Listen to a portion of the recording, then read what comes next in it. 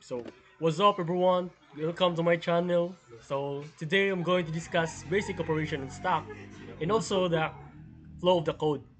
So, basic operation in stock, in order to make manipulation in stock, there are certain operation provided us, which is push, pop, top, is empty, size. Push to insert an element into stock.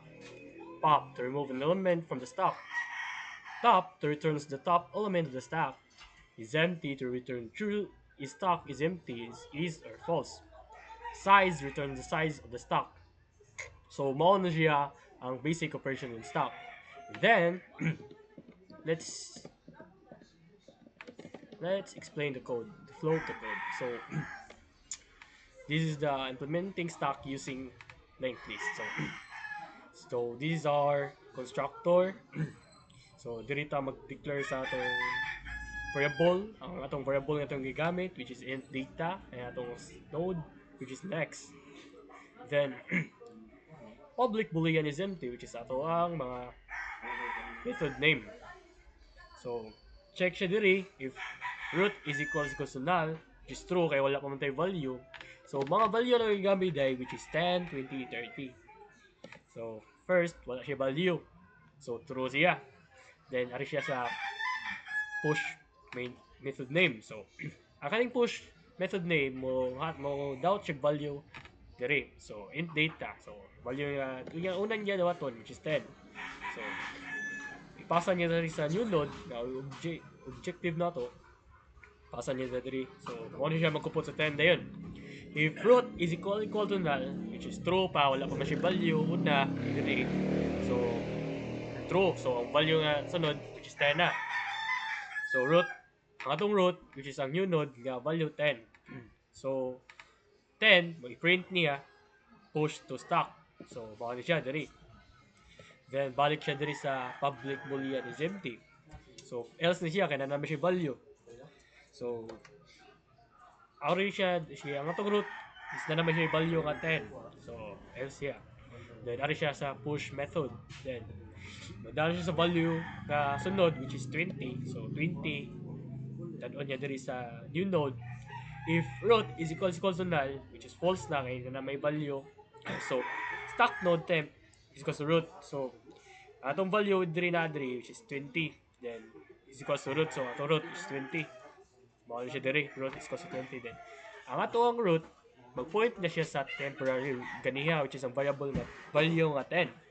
So, print niya ang 20, push to stock. So, mao siya diri, 20 push to stock. Then next, balik siya diri.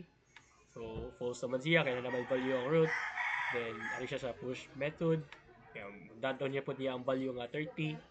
Then, 30 dadon niya diri. So, false na siya diri. Ari siya sa else. So, 30 is equals to root.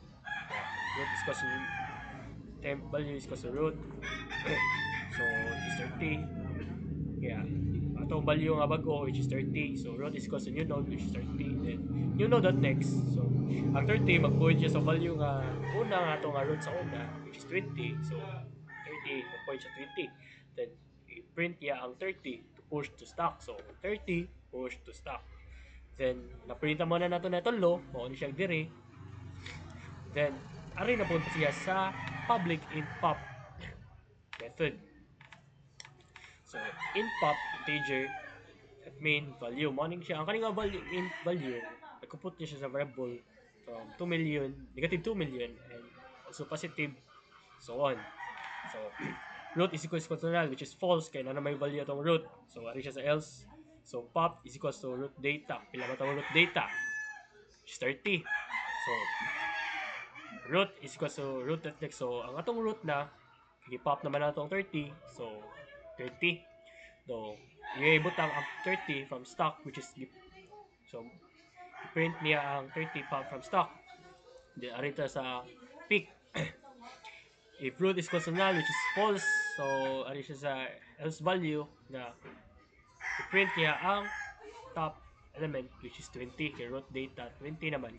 Kay nga kay, anong point pa sa pop, mag-stock, i-pop na itong value nga 30. So, 20 na ang root niya. So, mao to siya. And thank you for listening my code flow. I hope you all understand and See you in my next video. Goodbye.